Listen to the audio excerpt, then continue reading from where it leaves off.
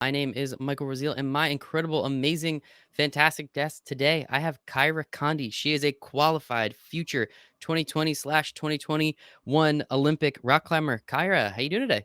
I'm good. Oh, my cat just knocked over my glass. Special guest. 15 seconds into the show, we got a special guest. We gotta love it. But other than your cat, how are you doing today, Kyra? I'm doing good. Yeah, not much is going on, in quarantine. But all things considered, doing okay. Happy to hear it. Happy to hear it. Yeah, so I'm very excited. So Kyra and I had a conversation. I want to say it was back in December, if I'm not mistaken. So a little while ago now, before she actually qualified for the Olympic Games. She is now, as I said in the intro, she has qualified. She is an Olympian. She will be going, but as we know, the Olympics were kind of pushed off for a year, unfortunately. Obviously, this whole pandemic with COVID and everything that's going on, and it's understandable, very, very understandable. And the reason why I wanted to have Kyra on and some other Olympians that will be coming on later on in the coming weeks is just really to catch up, see what's going on, see how everything's feeling. Because I know, again, rock climbing is in its first year in the Olympics, so it's already kind of a new thing. It's already a little, we have to kind of feel out the situation, and then we throw this on top of it. So it's going to be a little crazy, I think is a word we can throw around to say the least. So just a little bit about Kyra. You've been rock climbing. I think, again, I was listening to our episode recently. You went to it was a 6th grade birthday party, if I'm not mistaken, which is what got you into it. Something like that. Yeah, sometime around then, yeah. Something like that. You had spinal surgery, if I'm not mistaken, as well, connected 10 vertebrae in your back, which is unfortunate, but obviously you've very much come over it.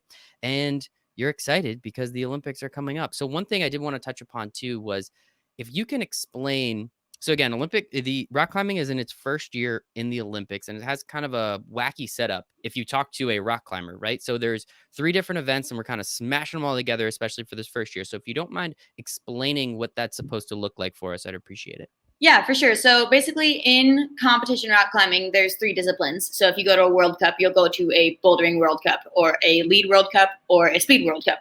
But in the new Olympic format, it's a combined discipline of all 3 like areas of competition climbing. And so instead of doing just like a specific one, like bouldering or lead, you actually end up doing all 3 in the same day.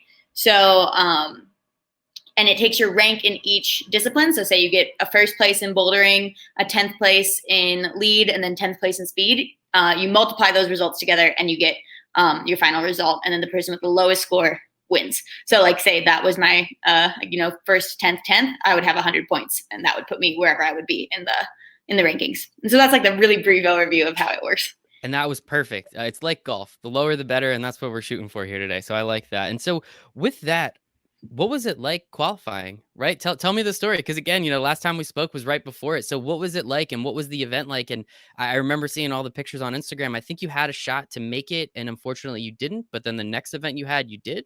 Something like that, right? Yeah, so I think we talked in between World Championships and the Toulouse qualification event, and the Toulouse event was in November, and I moved to Salt Lake City actually at the beginning of November before the event so that I could get practice both speed climbing and on like competition style boulders, and work with our coach before actually going to the Olympic event or Olympic qualifying event, because what I had in Minnesota was just not good for training all 3 disciplines, especially in the competition style. And so I moved to Salt Lake like November 2nd, and then it was like November 21st, I think, went to France to then like we were there for a week, and then the competition was the very end of November. And I don't think I've ever been so nervous for something in my life. Like this was kind of like 4 years and kind of my whole competition career, like since I was like 12, leading up to this event is kind of what it felt like. And we were in France. We got there a week early, like I said, and I could not sleep that entire week.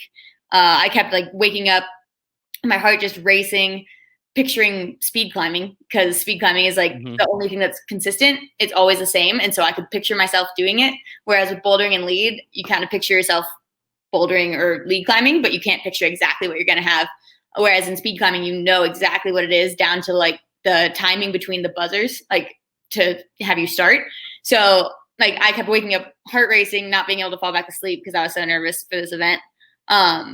And my parents were there, and we had a bunch of like our whole team who was going, and then all our staff members. So like our CEO of USA Climbing was there, our high performance staff was there. So it was a lot of pressure on the event for sure. And it kind of came down to one day, basically, because 6 people could qualify from that event. But because some countries had already filled their quotas, basically it ended up being that if you made finals, you knew you had your Olympic qualification. And finals was top 8. And so after qualifiers, which was one day, you knew whether or not you made it. Wow. And girls went second, with the men going first. So we got to actually watch like one of our guys, Nathaniel Coleman, qualify right before, like, so that was the day before I then had to try and qualify. So there's a lot of pressure going into it. But I think actually getting to watch the boys first really calmed my nerves a little bit, because I got to see a little bit of the style of the setting team. So the people who put the holds on the wall got to see some of that style and like feel good about how my chances looked the next day. I love it, and congratulations. I think it's fantastic. Kudos, congratulations all around. I usually don't wake up climbing in my sleep. It's usually falling for me. So I don't know if that's the same for you, but is there ever any like doubt in your mind that the Olympics could potentially move?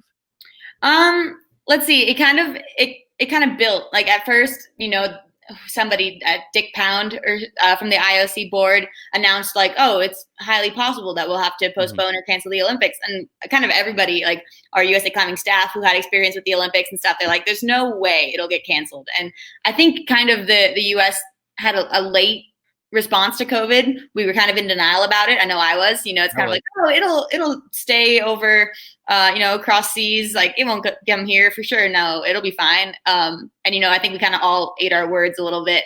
Um, so I know people kept asking me about it, and kind of my response was, well, I hope that it doesn't affect the Olympics, but if it does, it probably means that the world is in a state where it is necessary, and there are probably bigger issues at hand than the postponement of the Olympics. And I've kind of stayed with that same mindset. I was honestly really relieved when it was postponed instead, because it wasn't canceled. I was really nervous it was going to be canceled. And then once we heard about the postponement, my only worry then was that for some reason my invite wouldn't stand. And so then once that became official as well, like that our invites still counted, I basically just kind of tried to look at it as an extra year of training. Yeah, and I mean that's really the only thing you can do, right? Why be negative about it? I mean, hand up. I thought the exact same thing you did, so you're not alone. If it's just me and you being honest about it, hey, I'll stand there all day with you. And I mean, what was at, I guess what was the time frame between okay, the Olympics are postponed. We heard about it, we understood, to you actually learning that okay, you're still technically an Olympian because rock climbing is one of the only sports right now that has qualified Olympians. They're pretty much I think softball is the only other one off the top of my head. Yeah, so there's a little confusion too, because in some teams have qualified. So like I know in rowing, like a boat qualifies, but the actual rowers in the boat is not necessarily determined until later. Whereas in climbing, you qualify by name, you don't qualify that country spot. So when I qualified like myself, Kyra Condie. I didn't qualify a U.S. national team spot. Pretty much just resetting a year. Like what exactly are you doing to make sure that again, come next July, you'll be ready to rock and roll and go and compete at the Olympics.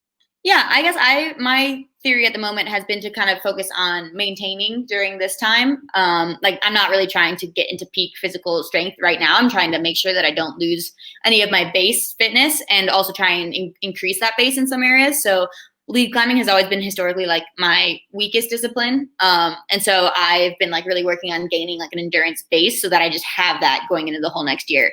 Because once you have that base, that's the hardest part to build up, and then you can like really hone in on it like a lot easier. And so I'm kind of focusing on things like that. And then not doing anything that's like too hard on the body. So not really doing a lot of like extreme finger strength, or like really like weightlifting or anything like that. I'm kind of waiting to do that until a little later, just because yeah, I don't want to get injured. That's like kind of the biggest thing right now is avoid injury and maintain that base. Yeah. And what have you been doing for these almost 4 months at this point, 3.5 months, whatever it's been, to keep yourself in shape, to make sure that you're still, as you said, you have to at least maintain that base. How do you do that stuck in an apartment or stuck in a house? Do you have a rock climbing gym in there? Because if so, I mean, that's perfect. But what have you been doing? Yeah, so I did build a little wall here. No way. So I have a condo, and the roof of the condo kind of comes into my apartment on the second floor and creates this like perfect 55-degree angle. And so it had studs in it. So actually building my wall was super easy. All I had to do was put like 2x4s across the studs and attach plywood to it. So I do have like a wall here that like definitely suffices. And now more recently, some of like our like local gyms have opened up a little bit with like reserving slots, and we have a team training center here that has really limited access. So like we can go in with the coaches in there as well. What are those good things that can come? How much can you gain in terms of strength? How much can you gain in terms of experience in a year with presumably very few actual competitions that will be happening? Yeah, so I guess kind of going back to why I moved to Salt Lake in the first place was so that I had a coach to work with and I could get on these competition style climbs a lot more. Um, and that's honestly like I think the thing that was missing from my climbing. I've always known how to get stronger and like use that strength, but I never just even had the resources to climb on these competition style climbs. And they take a lot of just like skills that you can't really get unless you climb on them. And so my only experience was when I went to competitions and just at like some local gyms around like the world when I was traveling, I could get on these styles. But in back home in Minnesota, I didn't really have them anywhere. So that's a really big reason why I moved here. So just another year. And Josh Larson, our coach, is amazing at setting those styles and like helping us coach through the movement and things.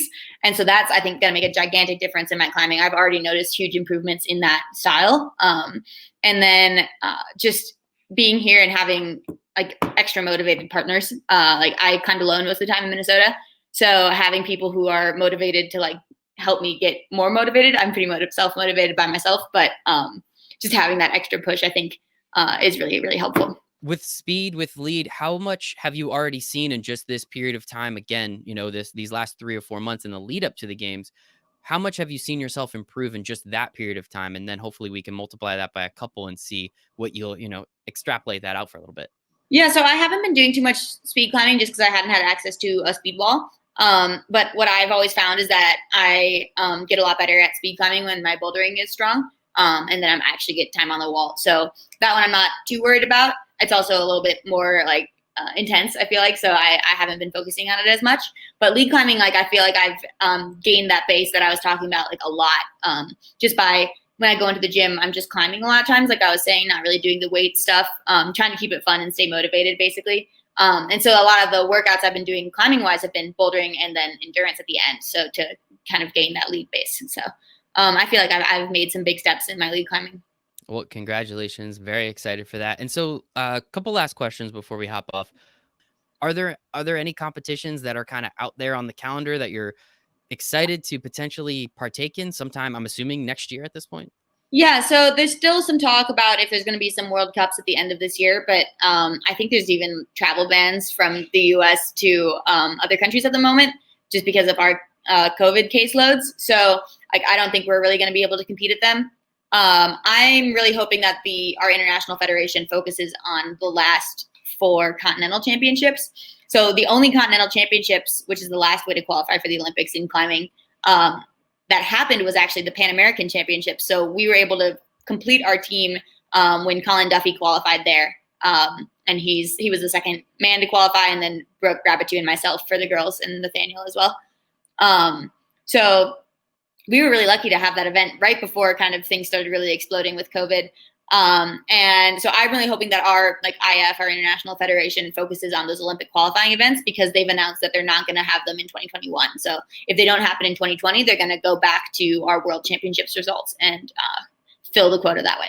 Wow. Well, some people are going to be hopefully happy or unhappy potentially what happened there. And then does this, I know it's very far out, but does this affect 2024 at all in your mind? Is that still something that you're gunning for? Is that, now that it's just 3 years after, does that change anything? Just out of curiosity? I'm not really sure what my plans are after this Olympics. I definitely still have some World Cup goals. So I have some things that I want to accomplish on the World Cup circuit, which I was planning for 2021, and now probably for 2022.